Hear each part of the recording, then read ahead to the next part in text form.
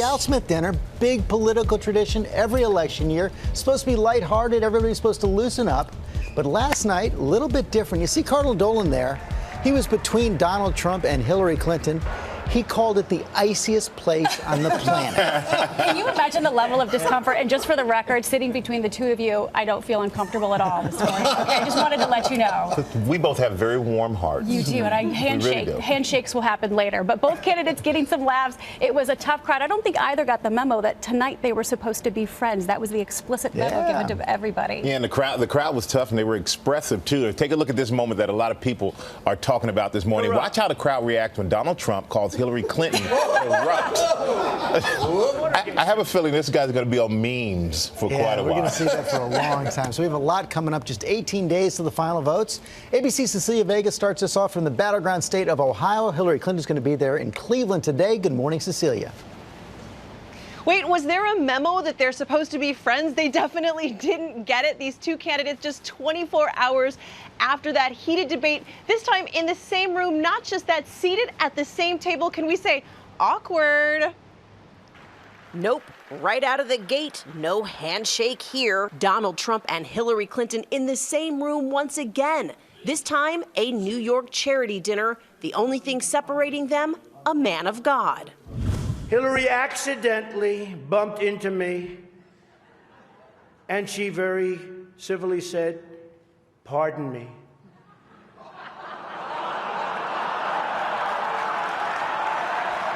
An election year tradition, time for the candidates to poke fun at themselves and each other. No one was off limits. Michelle Obama gives a speech, and everyone loves it. It's fantastic.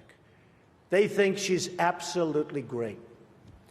My wife, Melania, gives the exact same speech. And people get on her case. And I don't get it. But some of Trump's jokes didn't go over so well. Hillary is so corrupt. She got kicked off the Watergate Commission. How corrupt do you have to be? The typically charitable crowd turning on Trump, booing and jeering after he seemingly broke the long-standing tradition of lobbing jokes more lighthearted than these jabs. We've learned so much from WikiLeaks. For example, Hillary believes that it's vital to deceive the people by having one public policy and a totally different policy in private. That's okay. I don't know who they're angry at, Hillary, you're right. For example, here she is tonight in public, pretending not to hate Catholics. Clinton sitting right there, not looking too happy, until it was her turn. Donald, if at any time you don't like what I'm saying, feel free to stand up and shout wrong while I'm talking. You know, come to think of it, it's amazing I'm up here after Donald. I didn't think he'd be okay with a peaceful transition of power. What could possibly go wrong? Bitter political rivals asked to poke fun at each other for charity. People look at the Statue of Liberty and they see a proud symbol of our history. Donald looks at the Statue of Liberty and sees a 4. Maybe a 5 if she loses the torch and tablet and changes her hair. Some of her jokes falling flat, too. And if Donald does win, it'll be awkward at the annual President's Day photo when all the former presidents gather at the White House, and not just with Bill. How is Barack going to get past the Muslim ban?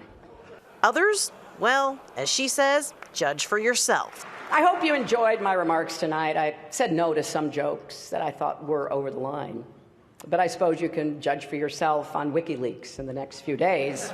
Inside that hall, they eventually did shake hands, but outside, Trump refusing to change his tune about accepting the results of the election, while on the campaign trail earlier in the day. And I will totally accept the results of this great and historic presidential election if I win. President Obama calling it dangerous. That is not a joking matter. All right, let's just go back to that dinner. Awkward really doesn't even begin to describe it. It was downright cringeworthy at times. It was hilarious at others. But guys, I gotta say, it gets at what I've heard from so many voters over the course of this election all around this country. If you're not laughing right now, you might be crying. So better to laugh with 18 days to go, Paula. You know, Cecilia, that was a tough crowd, but I think it's safe to say that neither is prepared to be comedian in chief. Baby commander, but not comedian in chief. All right, great job, Cecilia.